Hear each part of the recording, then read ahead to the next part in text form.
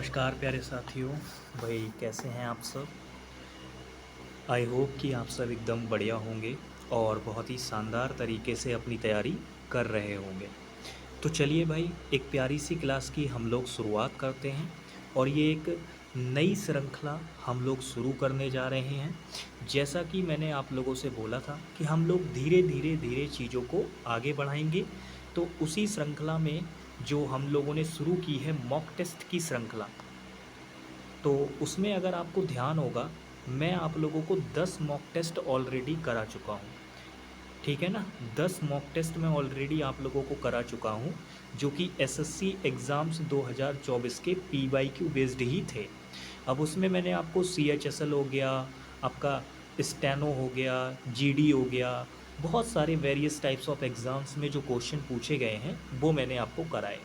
अब मेरे प्यारे साथी, यहाँ से हम लोग अब आगे क्या करेंगे, जो मॉक टेस्ट हैं उनके अंदर हमारी कोशिश ये रहेगी, जैसा कि अभी तक हम क्या करते आ रहे थे, जो क्वेश्चंस थे उनमें कॉम्प्रीहेंशन वाला पार्ट ऐड नहीं कर रहे थे, लेकिन अब जो है वो आपको एकदम पेपर के जैसा मॉक टेस्ट देखने को मिलेगा।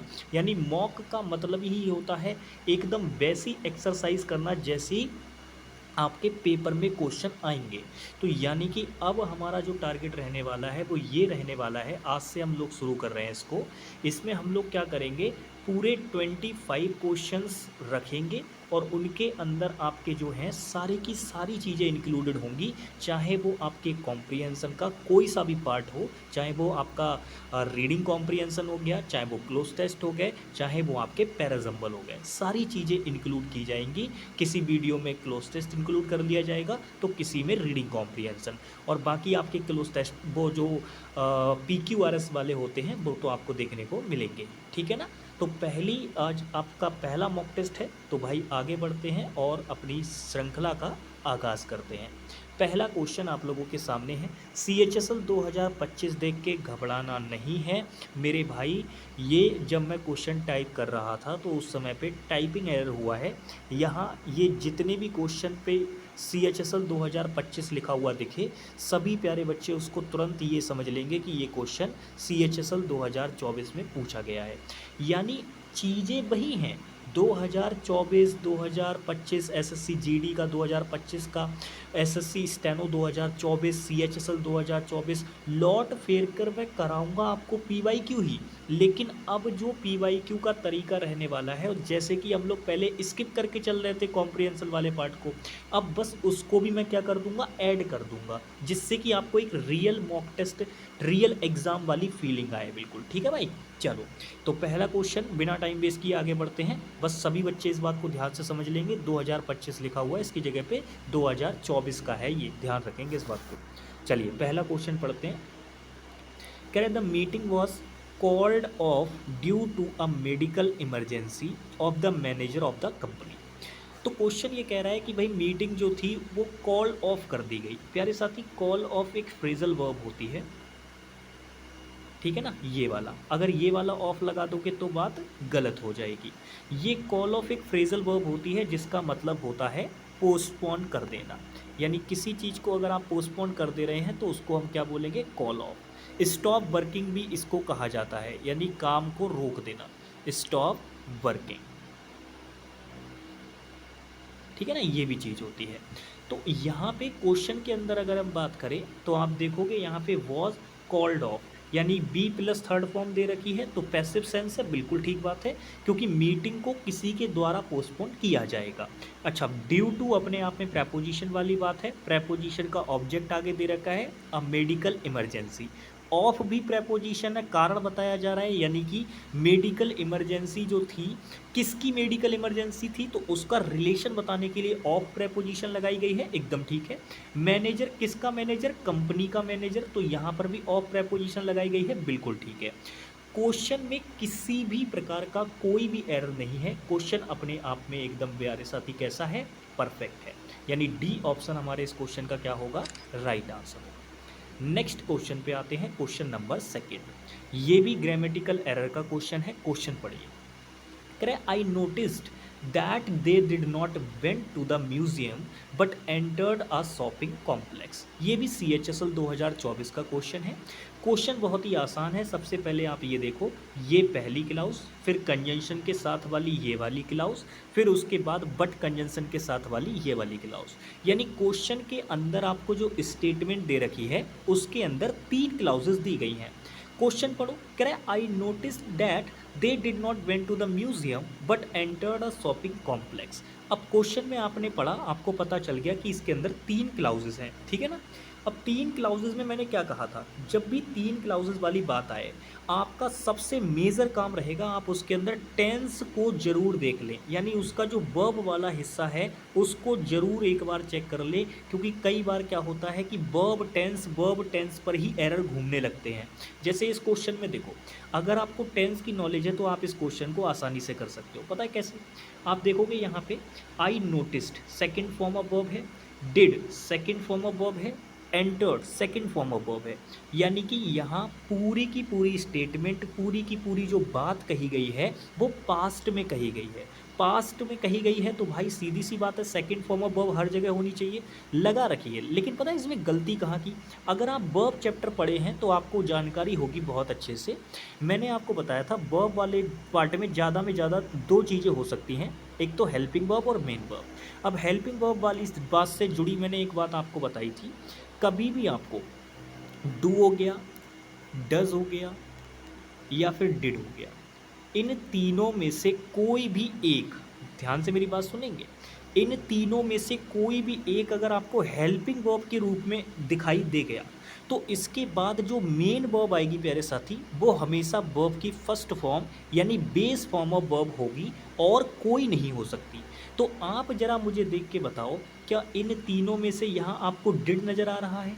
तो भैया जब ये डिड नज़र आ रहा है तो इसके साथ यहाँ पे आपको क्या लगानी थी? फर्स्ट फॉर्म ऑफ वर्ब, पर आपको लगा के क्या दे दी? Second form of verb. तो बस यही बेसिक सी गलती है यहाँ पे, यहाँ वेंट नहीं आएगा प्यारे साथी, गो आएगा, ठीक है ना।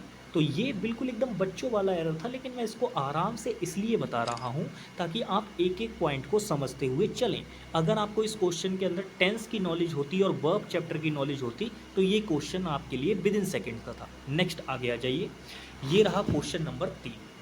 इसका आंसर करेंगे क्या होगा। अब देखो ये क्वेश्चन ना थोड़ा सा डिफरेंट तरीके से पूछा गया है। डिफरेंट तरीके से कैसे? देखो, can I select this option that corrects the following sentence. यानी एक सेंटेंस आपको दे रखा है, नीचे 4 ऑप्शन दिए गए हैं और आपकी जो डायरेक्शन है वो ये कह रही है कि आपको इस सेंटेंस का वो वाला ऑप्शन चुनना है जो इसे एकदम करेक्ट लिख रहा है। यानी जो क्वेश्चन आपको ये दिया गया है इसमें गलती है। अब आप कहेंगे भैया आपको कैसे पता गलती है? मैं आपको बताता हूँ। मैं जब आपको 10th चैप्टर पढ़ा रहा था तब मैंने आपको बताया था ये जो येस्टरडे होता है ये प्यारे साथी पास्ट का टाइम होता है, पास्ट का टाइम होता है। और पास्ट के भी कैसे एक्शन का टाइम होता है ये बात भी मैंने आपको बताई थी कि भैया ये पास्ट के फिनिश्ड एक्शन का टाइम होता है, फिनिश्ड एक्शन। और फिनिश्ड एक्शन को दिखाने के लिए आपको याद होगा मैंने बहुत अच्छे से बताया था, फिनिश्ड एक्शन को दिखाने के लिए आप लोग सेकंड फॉर्म ऑफ वर्ब यानी पास्ट इंडेफिनिट टेंस का यूज़ करते हैं। तो मेरे प्यारे साथी ज़रा मुझे बताइए यहाँ हैज़ ब्रोकन आपने कैसे यूज़ कर लिया? हालांकि कई सारे बच्चे ये बात बहुत अच्छे से जानते होंगे कि हैज़ ब्रोकन जो है वो प्रेजेंट परफेक्ट टेंस है और प्रेजेंट परफेक्ट टेंस का यूज़ हम लोग पास्ट की किसी घटना को दिखाने के लिए करते हैं। पर एक मेजर डिफरेंस होता है दोनों के बीच में, वो आप ध्यान से हमेशा समझ के चलिएगा। भाई पास्ट के किसी एक्शन को दिखाने का काम प्रेजेंट परफेक्ट टेंस भी करता है और पास्ट का इंडेफिनिट टेंस भी करता है, लेकिन उनमें एक बेसिक सा डिफरेंस ये होता है कि भाई पास्ट का इंडेफिनिट लगाओगे तो वो फिनिश्ड एक्शन को दिखाएगा और प्रेजेंट का परफेक्ट दिखाओगे तो वो अनफिनिश्ड एक्शन को दिखाएगा। कैसे एक्शन को दिखाएगा? अनफिनिश्ड एक्शन को।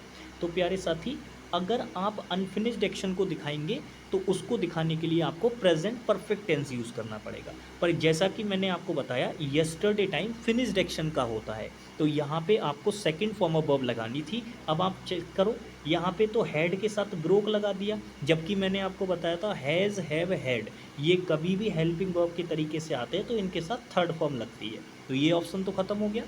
यहाँ पे ही के साथ हैव लगा दिया, भाई ही सिंगुलर सब्जेक्ट है और सिंगुलर सब्जेक्ट के अकॉर्डिंग सिंगुलर वर्ब आनी चाहिए, मतलब ये वाला ऑप्शन भी खत्म हो गया। अच्छा, हैज़ ब्रोक, फिर से वही बात अभी ऊपर बताया, हैज़ हैव हैड ये तीनों अगर हेल्पिंग वर्ब का काम करते हुए दिख जाएं तो इनके बाद जो मेन वर्ब आएगी वो थर्ड फॉर्म में आएगी। तो भैया तीनों ऑप्शन तो वैसे ही खत्म हो गए, लेकिन मैंने आपको बस क्वेश्चन के बारे में इसलिए इन्फॉर्मेशन दी, इसलिए मैंने इसको एक्सप्लेन किया ताकि नेक्स्ट टाइम जब इस तरीके का क्वेश्चन आए तो आप आसानी से उसको समझ पाएँ। तो जैसे देखो, आप यस्टरडे यहाँ पास्ट का फिनिश्ड एक्शन का टाइम दे रखा है, तो देखो सेकंड फॉर्म ऑफ वर्ब यहाँ पे ये रही, तो डी ऑप्शन हमारा इसका क्या हो जाएगा, राइट आंसर हो जाएगा। नेक्स्ट क्वेश्चन पे आ जाओ, ये भी बढ़िया क्वेश्चन पढ़ो। कह I goes to attend dance classes at the national dance academy. इस क्वेश्चन में बहुत ही बेसिक सा एरर है, सिर्फ आप वर्ब चैप्टर जो कि सब्जेक्ट वर्ब एग्रीमेंट का एक पार्ट होता है, एक सब्जेक्ट वर्ब एग्रीमेंट चैप्टर होता है, वर्ब से ही जो जुड़ा रहता है आपका, वर्ब और टेंस से जुड़ा रहता है। तो इस चैप्टर में अगर आप थोड़ी सी एक छोटी सी बात जानते हैं कि भाई अगर आपका जो सब्जेक्ट है वो अगर सिंगुलर है तो जो उसके अकॉर्डिंग वर्ब आएगी वो भी कैसी आएगी, सिंगुलर आएगी। ये सब्जेक्ट वर्ब एग्रीमेंट का सबसे बेसिक सा कॉन्सेप्ट होता है कि अगर आपका सब्जेक्ट सिंगुलर है तो वर्ब भी सिंगुलर आएगी, और अगर सब्जेक्ट आपका प्लूरल है तो प्यारे साथी वर्ब भी कैसी आएगी, प्लूरल आएगी। सब्जेक्ट वर्ब एग्रीमेंट का सबसे बेसिक कॉन्सेप्ट है, लेकिन एग्जामिनर इस पर बार बार क्वेश्चन पूछता रहता है। अब दिक्कत ये है, ये वाला कॉन्सेप्ट बेसिक क्वेश्चंस के लिए तो ठीक है, लेकिन जब बात आई की आती है तो ये वाला जो क्वेश्चन, ये वाला जो कॉन्सेप्ट है वो प्रेजेंट के मामले में ना थोड़ा सा गड़बड़ा जाता है।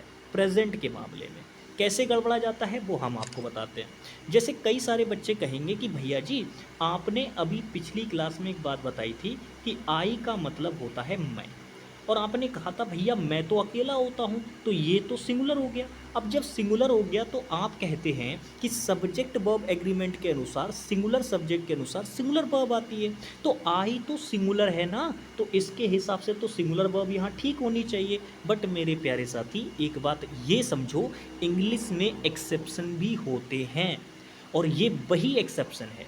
आई के साथ आई सिंगुलर तो होता है, लेकिन जब बात प्रेजेंट में हो तो आई के साथ हमें जो है प्यारे साथी सिंगुलर होते हुए भी बेस फॉर्म ऑफ वर्ब का यूज़ करना पड़ता है, जिसे हम लोग क्या कहते हैं, वर्ब की फर्स्ट फॉर्म। तो ये एक एक्सेप्शन है, लेकिन इसको भाई जैसे चीज़ें चलती आ रही हैं वैसी तरीके से आप इसको याद रखें। इस पर एग्जामिनर एरर पूछता रहता है, तो आई गोज नहीं होगा, गो होगा। बेसिक सा एरर था इस क्वेश्चन में, ठीक है ना। सी वाले पार्ट में क्या है, गड़बड़ है, ठीक है। बाकी सारी चीज़ें इसमें ठीक है। नेक्स्ट आ जाओ, ये क्वेश्चन भी बढ़िया है, इसका आंसर करेंगे। एक ईडियम आपको दे रखी है, उसका आपको मीनिंग बताना है। ईडियम है लूज हार्ट। लूज हार्ट का मतलब होता है बेसिकली जब आप होप खोने लगते हैं, यानी कि जो आपको आशाएं होती हैं किसी चीज़ से होप होती है कि यार ऐसा काम हो जाएगा, ये चीज़ हो जाएगी, और वो चीज़ आपसे ना थोड़ी सी छूटने लगे कि अरे यार अब नहीं हो पाएगा, अब भाई हार जाएंगे, अब नहीं जीत पाएंगे, अब तो फेल होना तय है, तो उसको बोला जाता है लूज हार्ट। यानी कि आपके अंदर जो करेज है उसको खोना, साहस को खोना, ठीक है ना। तो to stop believing that you can succeed, तो उस चीज़ में एक तरीके से भरोसा करना बंद कर देना कि आप सफल हो सकते हैं, उसी को कहा जाता है लूज हार्ट, यानी सफलता की एक तरीके से उम्मीद छोड़ देना, ठीक है ना। नेक्स्ट आ जाओ, ये क्वेश्चन भी बढ़िया है, इसका आंसर करेंगे। क्वेश्चन पढ़िए, करें I hope you have enjoying yourself at the party tonight. देखो क्वेश्चन तो बहुत ज़बरदस्त है, लेकिन बहुत ही ना ध्यान से इसको थोड़ा सा समझने की कोशिश कीजिएगा। करें I hope you have enjoy. अब सबसे पहली चीज़, अगर यहाँ पे आई है और यू, तो I hope you have enjoy yourself at the party tonight, कि भाई मैं होप करता हूँ कि तुम जो हो इंजॉय करोगे पार्टी में, ठीक है ना। अब देखो ध्यान से, यहाँ पे सबसे पहली चीज़ तो विल बी इंजॉय, बी के साथ में अगर आप आईएनजी सीधे वर्ब की फर्स्ट फॉर्म लगा दोगे तो मैंने आपसे कहा था कि बी की फॉर्म के साथ या तो थर्ड फॉर्म आएगी या फिर आईएनजी वाली आएगी। क्या दोनों में से कोई सी है? नहीं है, मतलब ये वाला ऑप्शन तो आंसर नहीं हो सकता। अच्छा, यहाँ पे एक चीज़ आप नोटिस कर पा रहे होगे प्यारे साथी, योर सेल्फ्स है। अब मैंने आपको बताया था जब आप एक तरीके से रिफ्लेक्सिव प्रोनाउन बना रहे थे तब मैंने वहाँ आपको ये चीज़ बताई थी कि आप किसी भी चीज़ में जब SELBS यानी जो प्रोनाउन आप बना रहे थे तो मैंने कहा था SEBLS और सेल्फ, ये दो ही चीज़ें लगा के बना रहे थे। जैसे एग्जाम्पल के तौर पे अगर मैं आपको बताऊं तो मेरे प्यारे साथी देम सेल्व्स, ऐसे अगर हम यहाँ पे आपको बताएं तो होता है हिम सेल्फ, हिम सेल्फ्स नहीं होता। तो मैंने आपको बहुत ही सिंपल सी बात बताई थी कि ये जो सेल्फ्स लगा के जब आप बनाएंगे तो ये प्यारे साथी किसका बनेगा? प्लूरल का बनेगा, ठीक है ना। ये किसका बनेगा? प्लूरल का बनेगा। और सेल्फ लगा के जब आप बनाएंगे तो ये किसका बनेगा? सिंगुलर का बनेगा, ठीक है ना, सिंगुलर का तैयार होगा। तो हर सेल्फ होता है, हर सेल्फ्स नहीं होता। ऐसे ही हिमसेल्फ होता है, हिमसेल्फ्स नहीं होता। ऐसे ही अगर हम बात करें, लेकिन जब यही चीज़ जब हम लोग यू पर लागू करने की कोशिश करते हैं तो बात गलत हो जाती है। क्यों गलत हो जाती है? उसका रीज़न समझो। एक्चुअल में यू जो होता है, ध्यान से मेरी बात समझिएगा, जो यू होता है, यू ये सेकंड पर्सन होता है, सेकंड पर्सन प्रोनाउन। और इसकी खास बात ये होती है, ये सेकंड पर्सन प्रोनाउन जो है ये सिंगुलर और प्लूरल दोनों सेंस में यूज़ हो जाता है। अब जब दोनों सेंस में यूज़ हो जाता है तो इसका जो रिफ्लेक्सिव प्रोनाउन है वो प्यारे साथी योर सेल्फ, ये भी राइट होता है, और योर सेल्फ्स ये भी राइट होता है, दोनों ही राइट होते हैं। लेकिन दिक्कत ये है, हमें वहाँ पे ये पता करना बहुत ज़रूरी है कि कौन सा वहाँ पे आएगा। जैसे इस वाले क्वेश्चन में अगर हम नोटिस करें तो प्यारे साथी यहाँ पे इसने क्या कर रखा है? Are enjoying themself. भाई यू के पास बोल रहा है कि you have enjoying yourself, तो इसका सिंपल सा मतलब है कि वो यहाँ पे ये कहना चाह रहा है, यू के बारे में बात करना चाह रहा है। यानी रिफ्लेक्सिव प्रोनाउन जो बनेगी वो रियल पर्सन यू की ही तो बनेगी, तो देम सेल्फ तो बिल्कुल नहीं बनेगी, ना ही हिम सेल्फ बन सकती है, यू से जुड़ी ही बनेगी। अब योर सेल्फ यहाँ भी दे रखा है, यहाँ भी दे रखा है, दो ऑप्शन हमारे खत्म हो चुके हैं। अब देखो यहाँ पे ना इंजॉय दे रखा है और यहाँ पे इंजॉयज दे रखा है। अब बताओ कौन सा वाला ठीक होगा? सबसे पहली चीज़, अब आप देखो यहाँ पे इंजॉइंग आपने लगाया, इंजॉइंग करने का मतलब क्या है? इंजॉइंग करने का मतलब ये है कि आप यहाँ पे जीरंड का यूज़ कर रहे हैं, ठीक है ना, जीरंड का यूज़ कर रहे हैं। और इंजॉय का मतलब ये है कि आप नॉर्मली यहाँ पे किसका यूज़ कर रहे हैं प्यारे साथी? वर्ब का यूज़ कर रहे हैं। तो आप मुझे बताइए कि यहाँ पे आप किस चीज़ का यूज़ करना चाहेंगे? देखो इंजॉय का मतलब एक तो वर्ब के सेंस में भी होता है और एक इंजॉय का मतलब होता है क्या कर रहे हो, किसी से पूछो क्या कर रहे हो, इंजॉय कर रहे हैं। तो इंजॉय को एज अ नाउन की तरीके से भी ट्रीट किया जाता है। तो मेरे प्यारे साथी इस क्वेश्चन का जो राइट आंसर होगा वो बी वाला ऑप्शन होगा, ठीक है ना। बी वाला ऑप्शन इस क्वेश्चन का क्या होगा? राइट आंसर होगा। बाकी ये वाला भी नहीं होगा, ये वाला भी नहीं होगा, और ये तो मैंने पहले ही उड़ा दिए थे। तो बी वाला ऑप्शन इसका क्या होगा? Right answer. ठीक है भाई, नेक्स्ट आ जाओ, क्वेश्चन पढ़ो। क्योंकि इन्जॉय जो वर्ड होता है ना वो आपका नाउन की तरह भी काम करता है। कई बार बोलते हैं ना इन्जॉय कर रहे हैं भाई हम, तो इन्जॉय करना वो, और वो वर्ब भी होता है, ये बात भी ध्यान रखेंगे। नेक्स्ट क्वेश्चन, इसमें आपको सिनोनियम बताना है भाई, सिनोनियम बताना है इम्प्लीकेट वर्ड का। इम्प्लीकेट वर्ड का क्या बताना है? सिनोनियम बताना है। बताओ भाई क्या होगा? देखो इम्प्लीकेट का मतलब होता है किसी व्यक्ति पर आरोप लगाना, ठीक है ना। इम्प्लीकेट का मतलब क्या होता है? किसी व्यक्ति पर आरोप लगाना, एक्यूज करना, कन्विक्ट करना, ठीक है ना, वो चीज़ें। तो बी ऑप्शन इसका क्या हो जाएगा? Right answer. बाकी कंफ्यूज का मतलब होता है किसी को चौंका देना, किसी को एक तरीके से बिल्कुल भौचक्का कर देना। तो कंफ्यूज करने का मतलब होता है परप्लेक्स कर देना किसी को, ठीक है ना, परप्लेक्स्ड कर देना, अमेज्ड कर देना, ठीक है ना, बैफल्ड कर देना। बहुत सारे वर्ड्स होते हैं। इंटेरोगेट का मतलब होता है इन्वेस्टिगेशन करना, किसी चीज़ से पूछताछ करना। और कंप्लेन का मतलब होता है किसी के खिलाफ शिकायत वगैरह करना, ठीक है भाई। चलिए बहुत बढ़िया, नेक्स्ट आगे चलते हैं। ये रहा क्वेश्चन नंबर 8, इसका आंसर करेंगे। इसमें आपको क्या करना है, ये जो चीज़ है, ये वाला पार्ट, इस वाले पार्ट को आपको इम्प्रूव करना है। कह रहा है please take many as you want. तो सबसे पहली चीज़, मैनी हमेशा काउंटेबल के लिए यूज़ होता है और मच प्यारे साथी हमेशा अनकाउंटेबल के लिए यूज़ होता है। अब आप देखो, कह रहा है please take many as you want, तो कह रहा है जितना तुम्हें चाहिए उतना ले लो। तो यार हमेशा याद रखना, जब भी आपको ना एक ईडियम टाइप की बनानी होती है तो वो ईडियम आपकी क्या होती है, मैनी एज नहीं होती, एज मच एज होती है। ठीक है ना, एज मच एज मतलब जितना चाहिए उतना। तो एज मच एज एक ईडियम होती है आपकी जो कि कंप्लीट होती है। तो यहाँ पे अगर हम बात करें, जो मैनी एज आपने लगा रखा है ये गलत हो जाएगा। तो मैंने अभी आपको बताया कि मैनी काउंटेबल सेंस में होता है और मच आपका अनकाउंटेबल सेंस में होता है, तो हम इसका यूज़ यहाँ पे नहीं कर सकते। तो ये चीज़ तो गलत हो गई। तो हमें यहाँ पे क्या लगाना पड़ेगा, हमें यहाँ पे कुछ ऐसा लगाना होगा जिससे कि हमारी ये वाली बात कंप्लीट हो जाए। तो एज़ मच का अगर हम यूज़ कर लें तो प्यारे साथी हमारी ये वाली बात कंप्लीट हो जाएगी, जिससे कि हमारा मीनिंगफुल सेंटेंस ये बन जाएगा। तो एज़ मच, तो please take as much as you want, तो उतना ले लीजिए, कृपया उतना ले लीजिए जितना आपको चाहिए। ऐसे करके इसका मीनिंग बनेगा। नेक्स्ट क्वेश्चन, यहाँ पे देखो, अब ये क्वेश्चन क्या है, ये क्वेश्चन इस तरीके का है, यही तो तरीका होता है, आप PYQ मॉक टेस्ट लगाते हैं तो उससे यही फ़ायदा होता है, क्योंकि आपको एक टीचर के दिमाग से ही पता चलता है कि उस क्वेश्चन को कैसे अटेम्प्ट करना है। अब क्या पता ये क्वेश्चन है आपका 5 सेकंड का और आप इस पर लगा दें कम से कम 15-20 सेकंड, तो बात, क्योंकि टाइम लगेगा तो टाइम में दिक्कत हो जाएगी। तो अब इस क्वेश्चन को तरीका, अटेम्प्ट करने का तरीका मैं आपको बता रहा हूँ कि आपको क्या करना था। इस क्वेश्चन में बस आपको डायरेक्शन के अंदर ये देखना था कि भाई सिनोनियम पूछा है किस वर्ड का, ब्रैकेट वाले वर्ड का। तो पूरा क्वेश्चन पढ़ना ही नहीं था, इसको पढ़ने की ज़रूरत ही नहीं थी, आपको केवल बस ये देखना था विजिटर वर्ड। विजिटर वर्ड देखते ही आपको तुरंत समझ जाना था कि विजिटर का मतलब क्या होता है प्यारे साथी, दर्शक। जो लोग किसी चीज़ को देखने के लिए आए हुए होते हैं उनको विजिटर्स कहा जाता है। और विजिटर का सिनोनियम आपसे पूछा है, तो क्या विजिटर के सिनोनियम के लिए आपको ये पूरा क्वेश्चन पढ़ने की ज़रूरत थी? नहीं ना। यानी यहाँ पे आपका टाइम बच सकता था, बट कई सारे बच्चे जो इसको पढ़ते तो वो केवल टाइम वेस्ट हो जाता उस टाइम पे, तो वो आपको नहीं करना है, उससे थोड़ा सा बचना है। क्वेश्चन की रिक्वायरमेंट्स पर डिपेंड करेंगी कि आपको क्या करना है और कितना करना है। तो विजिटर का सिनोनियम पूछ रहा है, यानी टूरिस्ट हमारे क्वेश्चन का क्या हो जाएगा, राइट आंसर हो जाएगा।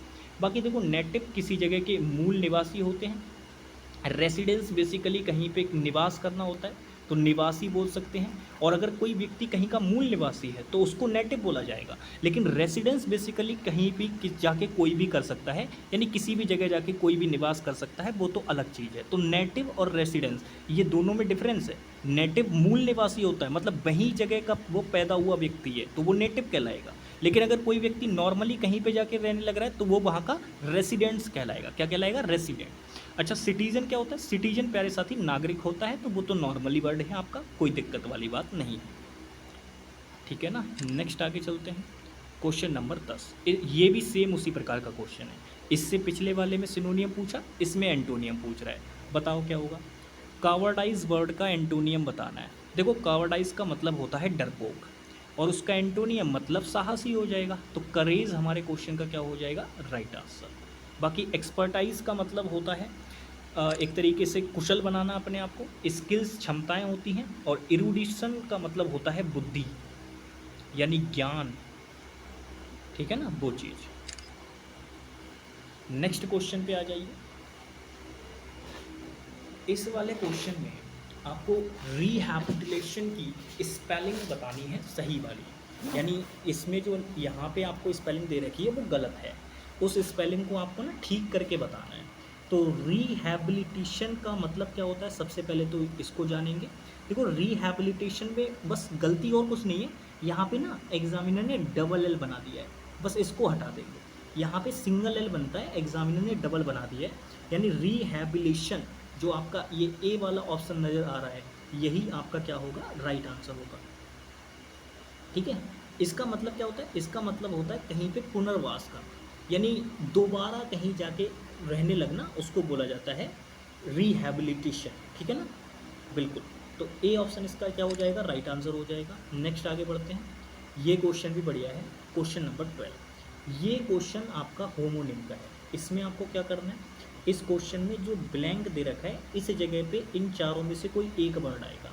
अब दिक्कत ये है, ये चारों जब आप थोड़ा थोड़ा इनको पढ़ोगे तो इनकी प्रोनाउंसिएशन तो सेम आएगी, लेकिन इनका जो मीनिंग है वो अलग हो जाएगा। थोड़ी थोड़ी सेम आएगी, ऐसा नहीं पूरी सेम हो जाए, थोड़ी थोड़ी, और स्पेलिंग डिफरेंट प्लस इनका मीनिंग भी डिफरेंट। तो आपको बस ये पढ़ना है और इसको पढ़ के अंदाज़ा लगाना है। देखो वो बोल रहे हैं रेड कलर्ड रूट वेजिटेबल, तो लाल कलर की जड़ वाली सब्जी। अब सब्जी की बात हो रही है तो इन चारों ऑप्शन में से आप ये देख लो कि भैया कौन सी ऐसी वेजिटेबल इन चारों ऑप्शन में दे रखी है। तो आप देखोगे बिट, ये कंप्यूटर की एक यूनिट होती है तो ये तो नहीं होगी। बीट एक वर्ब होती है जिसका मतलब होता है पीटना, तो ये भी आंसर नहीं बनेगा। अच्छा, BEAD बेड, बेड का मतलब क्या होता है, यहाँ पे बेड वर्ड एक दे रखा है आपको, तो ये यहाँ पे देख लेंगे। बाकी आपका आंसर जो होगा वो ये वाला बीट होगा। एक्चुअल में एग्जामिनर कंफ्यूज करने के लिए जब पूछता है ना तो वो यही वाला बीट देता है, 2 बीट देगा आपको और इनमें से रखवाएगा। तो हमेशा याद रखेंगे ये जो BEET वाला बीट होता है ये होता है आपका चुकंदर, ठीक है ना, चुकंदर की सब्जी जानते होंगे, ये वही होता है आपका। ठीक है, तो बी वाला ऑप्शन आपका क्या होगा, इसका राइट आंसर होगा। नेक्स्ट आगे बढ़ते हैं, क्वेश्चन नंबर 13, इसका आंसर करेंगे। क्वेश्चन पढ़िए, कह रहा है identify the incorrect spelled word and select it's correct spelling. इस वाले क्वेश्चन पता है क्या है, ये जो आपको स्टेटमेंट दे रखी है इस स्टेटमेंट में एक स्पेलिंग गलत है और उस स्पेलिंग का आपको जो सेलेक्ट करना है वो करेक्ट वाला पार्ट सेलेक्ट करना है। यानी अल्टीमेटली क्वेश्चन के अंदर आपको ये स्टेटमेंट तो पढ़नी नहीं है, एग्जामिनर ने सीधे बोल दिया कि भाई इस सेंटेंस में ना हमने एक स्पेलिंग गलत लिख रखी है, आपको उसकी सही वाली ढूंढनी है। तो बस सिंपल सा क्वेश्चन बन गया हमारे लिए कि भाई हमको सही वाली स्पेलिंग ढूंढनी है, बाकी आंसर हमारा मिल जाएगा, वही हमारा आंसर होगा। तो अब देखो एडमिट की स्पेलिंग गलत है भाई, ये वाली एडमिट की ये वाली स्पेलिंग ये भी गलत है, विदर की ये वाली स्पेलिंग भाई बिल्कुल गलत है। WHE देखो याद ध्यान रखना, WHEATHER एक तो ये होता है, और एक मैं अगर बात करूँ W, ठीक है ना, HETER एक ये होता है। दोनों में अगर हम बात करें, ध्यान से मेरी बात समझिएगा, जो ये वाला वेदर होता है ये मौसम होता है, ठीक है ना, मौसम होता है। शायद उसमें एक बार कंफर्म कर लेंगे कि यहाँ पे H होता है या नहीं होता है, ठीक है ना। वेदर बिल्कुल मेरे भाई, जो मैं बता रहा हूँ वही होता है, इसको थोड़ा सा रिट्रीव करेंगे, ठीक है ना। चलिए, और ये जो वेदर होता है इसके बारे में समझेंगे। ये जो वेदर होता है ये आपका कंजंक्शन होता है, और वो भी कौन सा वाला कंजंक्शन होता है, जो अनसर्टिनिटी को दिखाता है, अनसर्टिनिटी को दिखाने वाला कंजंक्शन होता है, डाउट वाली कंजंक्शन भी इसको हम बोलते हैं। तो फिलहाल हमारे पास सही वाली स्पेलिंग कहाँ दे रखी है, ए वाले ऑप्शन में, तो यही क्या हो जाएगा, राइट आंसर। ठीक है भाई, नेक्स्ट आ जाओ। इस एंटोनियम में इस वाले क्वेश्चन में आपको ना सिनोनियम बताना है प्लाइएबल वर्ड का। देखो प्लाइएबल वर्ड का मतलब होता है एक ऐसी चीज़ जो फ्लेक्सिबल है, एक ऐसी चीज़ जो कैसी है, फ्लेक्सिबल है, उसको बोला जाता है प्लाइएबल। अब प्लाइएबल वर्ड का आपको बताना है सिनोनियम, तो भाई एक तरीके से ऐसी ही होना चाहिए उसका मीनिंग। अब देखो प्रोबेबल का मतलब होता है ऐसी चीज़ जिसको हम एक्सपेक्ट कर सकें, जिसको हम प्रिडिक्ट कर सकें, उसी को तो बोलेंगे प्रोबेबल। अच्छा, सीवियर का मतलब क्या होता है, सीवियर का मतलब होता है स्ट्रॉन्ग, यानी कोई चीज़ जो बहुत ज़्यादा स्ट्रॉन्ग है उसको बोलते हैं हम प्यारे साथी सीवियर, ठीक है ना। अच्छा, रिजिड का मतलब क्या होता है, रिजिड का मतलब होता है ठोस, यानी जिसे हम सॉलिड भी कह सकते हैं, हार्ड भी बोल सकते हैं, स्टिफ भी बोल सकते हैं, ठीक है, टफ भी बोल सकते हैं, ये सारे वर्ड्स हो जाएंगे।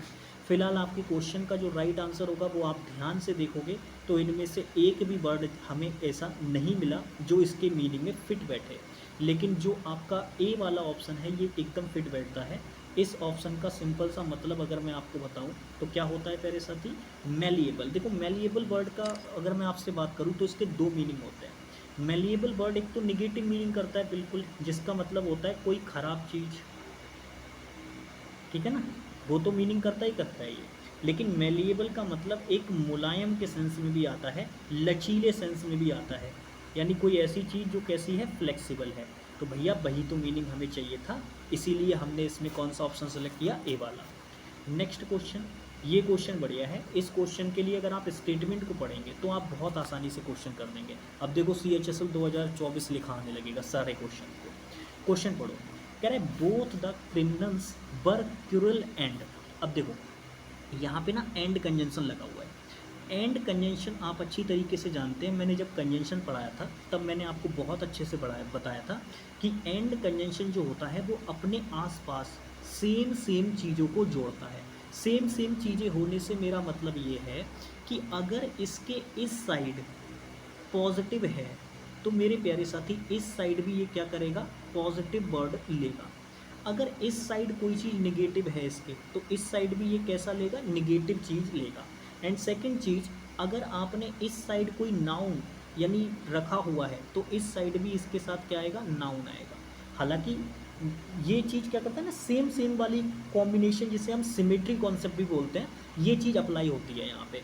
तो अब बस आप इतना देखो यहाँ पे ये क्यूरल वर्ड कैसा है, तो आप कहेंगे भैया एडजेक्टिव है और निगेटिव है, तो इसके इस साइड आने वाला भी वर्ड एक निगेटिव एडजेक्टिव होगा, यानी कोनोटेशन भी सेम होगी और पार्ट्स ऑफ स्पीच भी सेम होगी।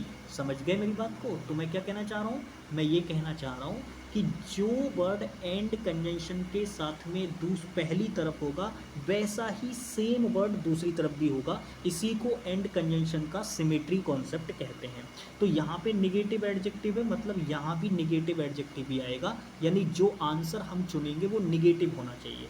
अब आप देखो सिंपैथेटिक का मतलब क्या होता है, सहानुभूति रखने वाला, नहीं आंसर बनेगा क्योंकि पॉजिटिव वर्ड है। डिलीजेंट का मतलब होता है हार्ड वर्किंग, मेहनती, तो ये भी पॉजिटिव वर्ड है, इसीलिए ये भी आंसर नहीं बनेगा।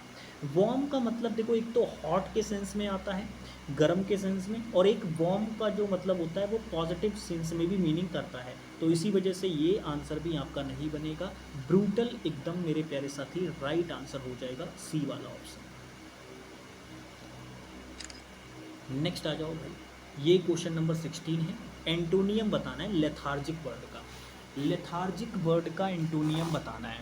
भाई लेथार्जिक का मतलब होता है लेज़ी, आलसी जिसे कहते हैं, ठीक है ना, क्या बोलते हैं इसको, लेज़ी या फिर आलसी। अब इसका आपको एंटोनियम बताना है, तो यार जाहिर सी बात है इसका एंटोनियम क्या हो जाएगा, एक्टिव हो जाएगा, ठीक है ना, एक्टिव।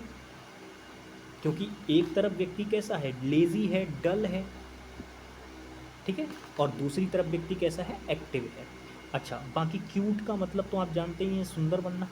एग्जॉस्ट का मतलब होता है बहुत ज़्यादा टायर्ड, वियरी, और इंटेलिजेंट का मतलब होता है बुद्धिमान। नेक्स्ट आ जाओ, ये क्वेश्चन 17 है, ईडियम दे रखी है, इसका मीनिंग बताना है। कह रहा है slip your mind, slip your mind idiom का मीनिंग बताना है। कई बार बोलते हैं ना कि यार बात जो है ना वो माइंड से स्लिप हो गई। माइंड से स्लिप होने का मतलब होता है फॉरगेट समथिंग, यानी किसी चीज़ को क्या कर जाना, भूल जाना। तो फॉरगेट समथिंग क्या कहलाता है आपका, इस ईडियम का मीनिंग होता है, यानी जब आप किसी चीज़ को भूल जाते हैं तो कहते हैं ना बात यार माइंड से स्लिप हो गई, यानी किसी चीज़ को भूल जाना, forget about something. Next question, इस क्वेश्चन में आपको क्या करना है, ये वाला जो पार्ट है ये आपका इसको इम्प्रूव करना है आपको, यानी ये क्वेश्चन सेंटेंस इम्प्रूवमेंट का है, CHSL 2024 का। क्वेश्चन पढ़िए, कह रहा है there was a large snake. अब सबसे पहली चीज़, इतने ही क्वेश्चन को पढ़ने के बाद आपको ये देखना है इम्प्रूवमेंट वाले पार्ट में ना ये वाला देयर आपको दे रखा है। अब मैं आपको दोनों देयर के बारे में बात बता दूँ। देखो ये वाला जो देयर होता है पार्ट्स ऑफ स्पीच के अनुसार एडवर्ब होता है, वो भी कौन सी कैटेगरी का, एडवर्ब ऑफ प्लेस, यानी जगह को बताने वाला एडवर्ब, ठीक है ना। और ये आपका कई बार डमी सब्जेक्ट का भी काम कर लेता है। और ये वाला जो देयर होता है ये प्यारे साथी क्या होता है आपका, ये पजेसिव एडजेक्टिव होता है, या आप इसको डेटर्मिनर भी कह सकते हैं। और पजेसिव एडजेक्टिव होता है तो ये अपने बाद अपना नाउन लेगा। अब हमेशा याद रखिएगा, जब भी आप किसी सेंटेंस का सब्जेक्ट बनाएंगे या ऑब्जेक्ट बनाएंगे तो वो वर्ड या तो कोई नाउन होगा या कोई प्रोनाउन होगा, इसके अलावा और कुछ नहीं हो सकता। नाउन प्रोनाउन अगर नहीं भी हुआ तो वो नाउन की तरह एक्ट करेगा जरूर, लेकिन कहीं ना कहीं नाउन की छवि जरूर होगी उसके अंदर, तभी वो वर्ड सब्जेक्ट या ऑब्जेक्ट बन सकेगा। लेकिन भैया ये तो एडजेक्टिव है, तो ये आपका कैसे सब्जेक्ट बन जाएगा? इसका मतलब क्वेश्चन में तो गलती है। क्वेश्चन में गलती है तो ये वाला देयर नहीं आएगा। इसकी जगह पे जो हम देयर यूज़ करेंगे वो प्यारे साथी ये वाला देयर कर सकते हैं। क्यों? क्योंकि ये जो देयर होता है ना, ये प्लेस को दिखाने वाली एडवर्ब होती है और ये डमी सब्जेक्ट का काम कर लेती है। डमी सब्जेक्ट का मतलब समझते हो? डमी सब्जेक्ट का मतलब होता है एक ऐसा सब्जेक्ट जो क्वेश्चन में स्टेटमेंट को रिप्रेजेंट तो करेगा लेकिन एक्चुअल सब्जेक्ट का काम नहीं करेगा। एक्चुअल सब्जेक्ट जो होगा वो उसके बाद लिखा हुआ होगा। तो यहाँ पे ये देयर हम यूज़ करेंगे एज अ सब्जेक्ट, लेकिन ये सब्जेक्ट होगा नहीं। सब्जेक्ट जो होगा वो आपका ये अ लार्ज स्नेक होगा। इसी वजह से देखो इसके अकॉर्डिंग जो वर्ब है वो अ लार्ज स्नेक के अकॉर्डिंग यहाँ पे सिंगुलर वर्ब लगा रखी है वॉज। तो वर्ब तो ठीक है, जो गड़बड़ दे रखी है वो कहाँ दे रखी है? देयर में। तो देखो यहाँ पे भी यही वाला देयर लगा रखा है, आंसर नहीं बनेगा। निगेटिव स्टेटमेंट नहीं कर सकते क्योंकि बात ऑलरेडी पास्ट में है, तो ये चीज़ तो पॉसिबल नहीं है। हम एकदम से उसका सेंटेंस या टेंस ऐसे एकदम से नहीं बदल सकते। ठीक है, अब यहाँ पे देखो कर दिया द लार्जर। भाई आप एक बात बताओ, क्या आप नहीं जानते कि किसी एडजेक्टिव में जब हम ER ऐड कर देते हैं तो वो कंपैरेटिव डिग्री बन जाती है? कंपैरिजन की कहीं से भी कोई आइडिया नज़र आ रहा है क्या? सांपों का किसी एक सांप से कंपैरिजन किया जा रहा है क्या? इस वाले सांप का किसी से कंपैरिजन किया जा रहा है? नहीं ना।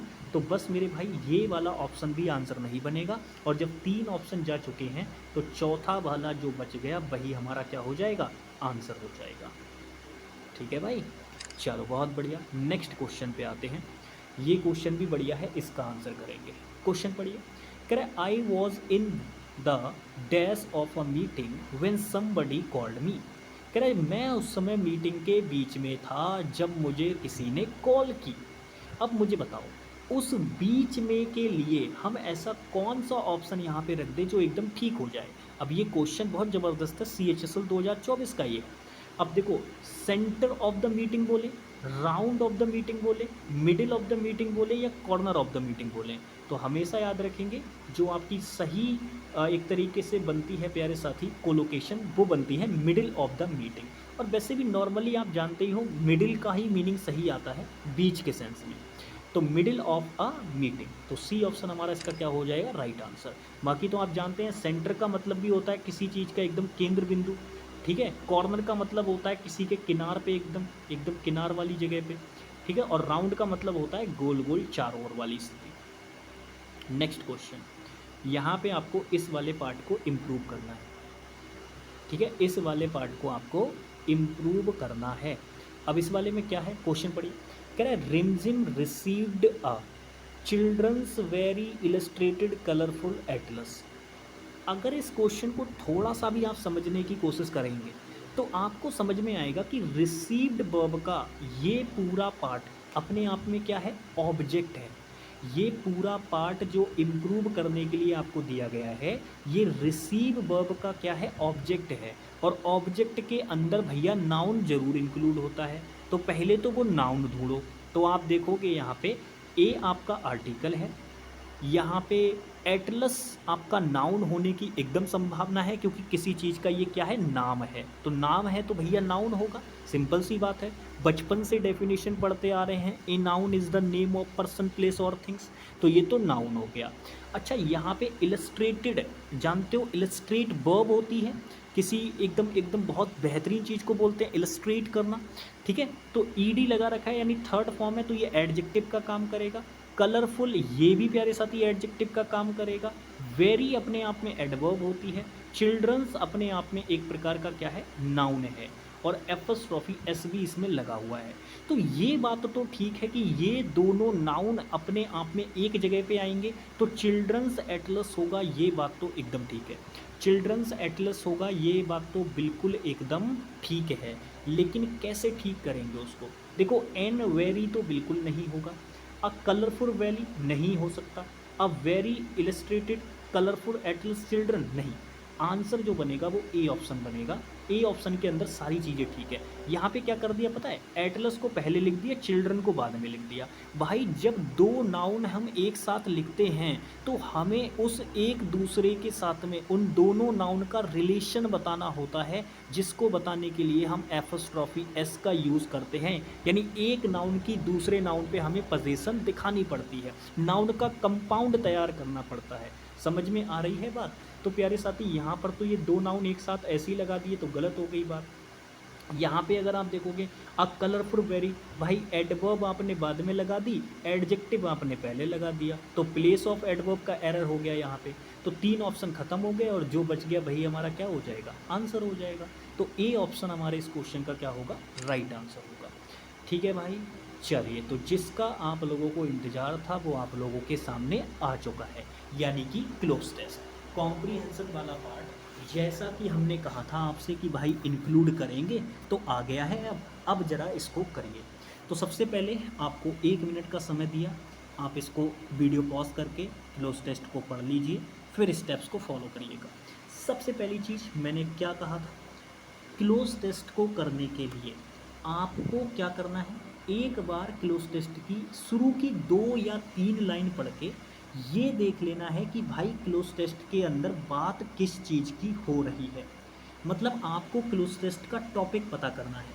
सेकंड चीज़ आपको क्या करनी है, जो सेकंड चीज़ पता है क्या करनी है आपको, इसके अंदर आपको देखना है कि टेंस कौन सा यूज़ हुआ है। पूरे क्लोज टेस्ट के अंदर आपको कुछ जगह मार्क कर लेनी है और आपको ये देखना है कि इसमें कौन सा टेंस यूज़ हुआ है। टेंस आपको बहुत ध्यान से चेक करना है कि कौन सा टेंस जो है वो यहाँ पे यूज़ हुआ है। ठीक है, टेंस आपको बहुत ध्यान से चेक करना है। अच्छा, जब आप टेंस चेक कर लोगे तो उसके बाद आपको तीसरी स्टेप जो होती है वो ये कहती है कि ये जो ब्लैंक होते हैं इनको फिल करने के लिए आपको केवल वही वाली क्लाउज पढ़नी है जिस वाली क्लाउज में ये ब्लैंक दे रखा हो। हाँ, रेफरेंस के लिए आप इसके आगे या पीछे वाली क्लाउज को पढ़ सकते हैं, कोई दिक्कत वाली बात नहीं है, बट पूरा क्लोज टेस्ट बार बार नहीं पढ़ना होता। एंड लास्ट और अंतिम तरीका, लास्ट और अंतिम स्टेप वो होती है ऑप्शन एलिमिनेशन मेथड। अब वो करने के तरीके आपके अलग अलग हो सकते हैं, जैसे मेरा कोई और तरीका हो सकता है, आपके दिमाग में कोई और तरीका आ सकता है, तो वो सबके अपने अपने रहते हैं। हालांकि मैं अपने तरीके आपके साथ शेयर करते हुए चलूँगा।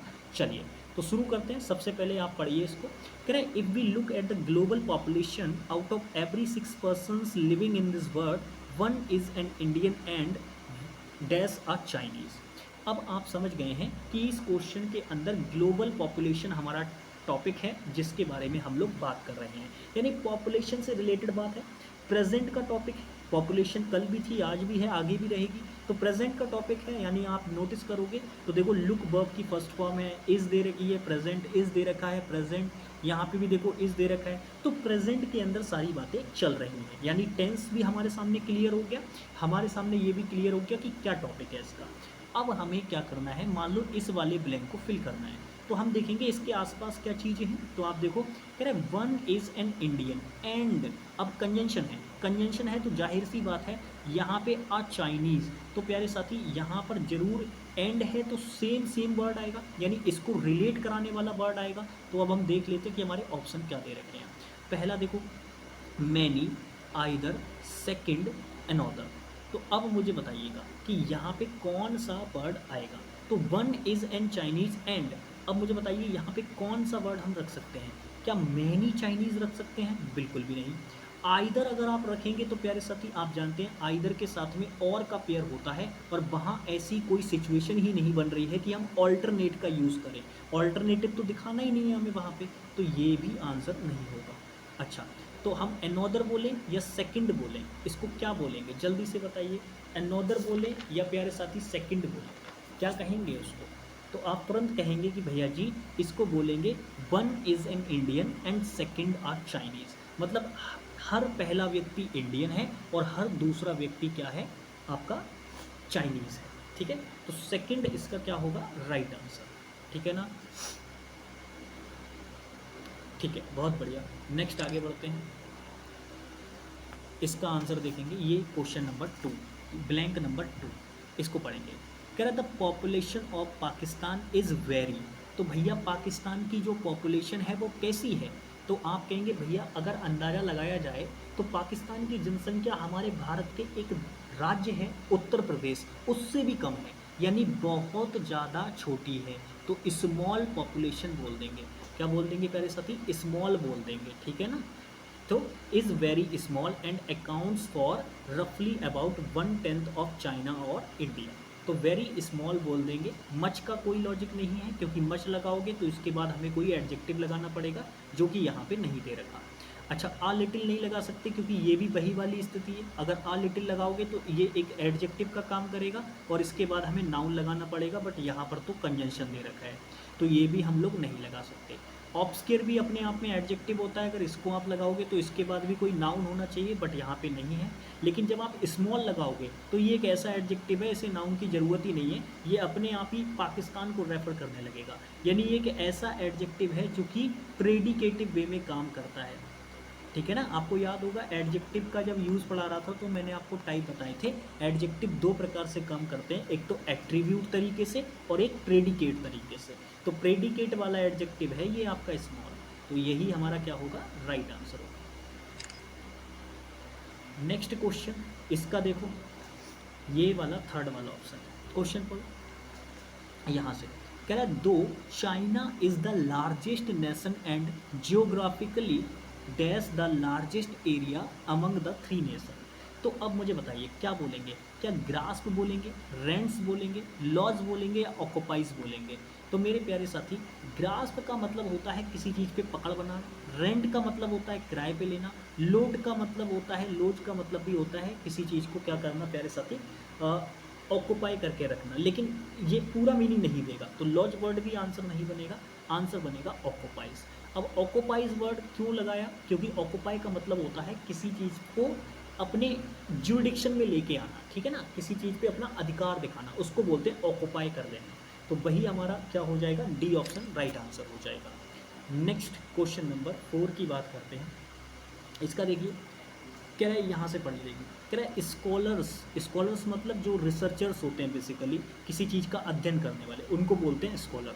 कह रहा है scholars point out that one child कहाँ, average in China in the late 1970। अच्छा, अब यहाँ पे देखिए, कह रहा है in China in the late 1917 as the major reason for low population growth. तो वहाँ पे एक तरीके से देखो, जब हम इस नॉर्मल तरीके से बात करते हैं तो कह रहा है स्कॉलर्स ने पॉइंट आउट किया कि one child average in China या स्टैट्यूट ऑर्डियल स्टैंडर्ड,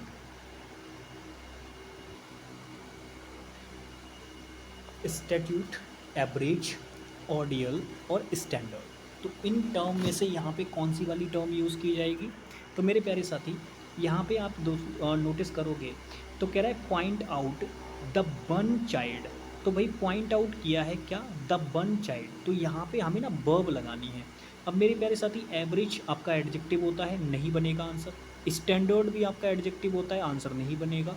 ऑर्डियल वर्ब होता है, बट यहाँ पे इसके कॉन्टेक्स्ट में सही नहीं बैठेगा। स्टैट्यूट एकदम राइट आंसर है, इसका मतलब होता है किसी चीज़ को वैलिडेट करना, तो ये एकदम ठीक है प्यारे साथी, किसी चीज़ को सत्यापित करने के सेंस में होता है, यानी ए वाला ऑप्शन इसका राइट आंसर हो जाएगा। आप इसको कोशिश कर सकते थे एलिमिनेट करने की पार्ट्स ऑफ स्पीच आइडेंटिफिकेशन के तहत, ठीक है। नेक्स्ट आ जाओ, ये रहा क्वेश्चन नंबर 5, इसका आंसर करेंगे, यानी ब्लैंक नंबर 5 में इन चारों में से कोई एक वर्ड आएगा, कौन सा आएगा वो बताइए। तो क्वेश्चन पढ़िए, यहाँ से पढ़ेंगे इसको तो आंसर आसानी से मिल जाएगा। कह रहा है they also state that this measure led to a in the sex ratio the proportion of females per 100 mails. तो अब आप मुझे बताइए कि जिस तरीके से उन्होंने यहाँ पे बात की तो पता चला पीछे वाली क्लॉज में लो पॉपुलेशन ग्रोथ की बात हुई है, यानी कि एक निगेटिव बात, तो जाहिर सी बात है आगे किसी भी प्रकार का कॉन्ट्रास्ट तो दिखाई दे नहीं रहा है, यानी आगे भी जो बात हुई होगी वो भी कैसी रही होगी, निगेटिव रही होगी। तो प्यारे साथी, ये तो तय है कि इस ब्लैंक में आने वाला वर्ड अपने आप में निगेटिव होगा, और कोइंसिडेंस की बात यह है कि ये चारों के चारों वर्ड निगेटिव हैं। सस्पेंशन का मतलब होता है किसी को निलंबित करना, डिमिनिश का मतलब होता है किसी की कोई मतलब किसी चीज़ में गिरावट आना, फेलियर असफलता होती है, और डिक्लाइन का मतलब भी होता है कमी होना। अब ध्यान से मेरी बात समझिए, डिमिनिश का मतलब कमी तो होता है, लेकिन डिमिनिश जो वर्ड है वो पॉपुलेशन के सेंस में उतना ज़्यादा बेटर यूजेबल नहीं रहेगा। डिक्लाइन वर्ड एकदम राइट आंसर होगा। हालांकि यहाँ पे जो बात है वो हमें इस सेंस में लगानी नहीं है, हमें बस ये तरीका देखना है कि कौन सा आंसर कैसे बनेगा। अब जैसे यहाँ पे डिमिनिश जो वर्ड है वो अपने आप में एडजेक्टिव हो सकता है, वर्ब हो सकता है, लेकिन यहाँ पर हमें ए आर्टिकल दे रखा है, तो डेफिनेटली यहाँ पे जो आने वाला वर्ड होगा वो आर्टिकल के लिए नाउन का काम भी कहीं ना कहीं करना चाहिए। तो प्यारे साथी, डिक्लाइन एक ऐसा वर्ड होता है जो कि नाउन और आपका वर्ब दोनों का काम कर लेता है। तो डिक्लाइन यहाँ पे एकदम राइट आंसर बनेगा डी वाला ऑप्शन, और कोई ऑप्शन यहाँ पे आंसर नहीं बन सकता। ठीक है भाई, चलिए, तो बहुत ही प्यार तरीके से हमने यहाँ पे पहला मॉक टेस्ट ख़त्म कर लिया है। जैसे जैसे मैं आपको मॉक टेस्ट कराता जाऊँगा वैसे वैसे आपको लगेगा कि हाँ, चीज़ें बढ़िया तरीके से समझ में आती जा रही हैं। तो चलिए, मिलते हैं आप लोगों से नेक्स्ट क्लास में, तब तक के लिए बाय बाय, टेक केयर, जय हिंद प्यारे लोग।